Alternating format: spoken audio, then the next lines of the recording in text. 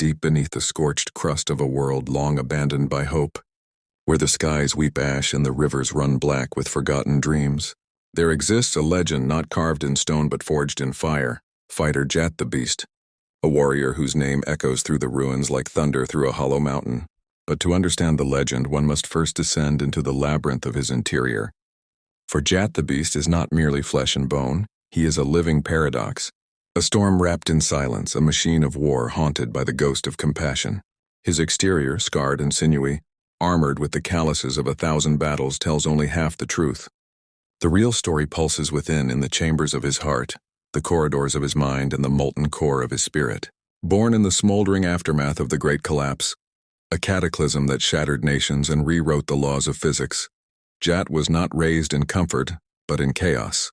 Cradled by the howling winds of the dead wastes and weaned on the bitter milk of survival, his earliest memories are not of lullabies but of screams, not of toys but of broken blades, and yet even then, something flickered inside him that refused to be extinguished, a spark of defiance, a refusal to become the monster the world demanded he be. As he grew, so too did the weight of his contradictions. He could crush a man's skull with a single punch, yet he'd pause mid-combat to shield a stray dog from falling debris.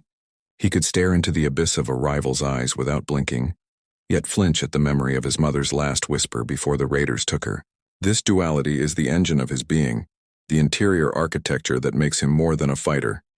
He is a vessel of unresolved grief, unspoken love, and unwavering purpose.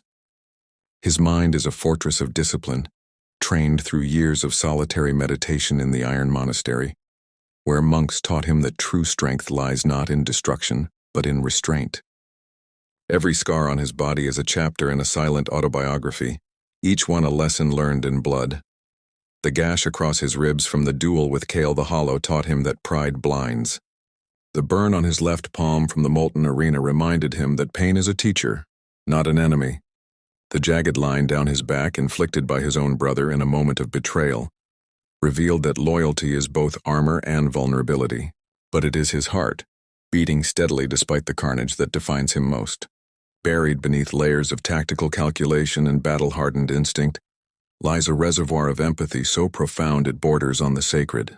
He fights not for glory, not for gold, but for those who cannot fight for themselves, the orphans of the ash districts, the refugees of the glass plains, the voiceless masses ground beneath the boots of warlords and oligarchs. This mission is his compass, his North Star in a sky devoid of constellations. And then there is his spirit, the intangible, incandescent core that no weapon can pierce. It is here that Jat the Beast transcends mortality, where his will becomes a force of nature. In the final moments of the siege of Irel, when his body was broken and his allies fallen, it was this spirit that rose like a phoenix from the ashes of despair, channeling raw energy through his veins until his very skin glowed with the light of ancestral rage and redemption. This is the secret of his power. He does not draw strength from rage alone, but from love. Love for the fallen, love for the future, love for the fragile, flickering flame of humanity that still burns in the darkest corners of this broken world. His interior is not static. It evolves with every choice, every sacrifice, every whispered prayer before dawn. He carries within him the voices of mentors long dead, the laughter of friends lost to time, and the silent promise he made to himself as a child, to never let the world turn him into what it fears. And so when he steps into the arena, whether it be a crumbling coliseum, a neon-drenched cyber battlefield, or the silent void between dimensions, he does not fight as a beast, but as a guardian, a sentinel standing between chaos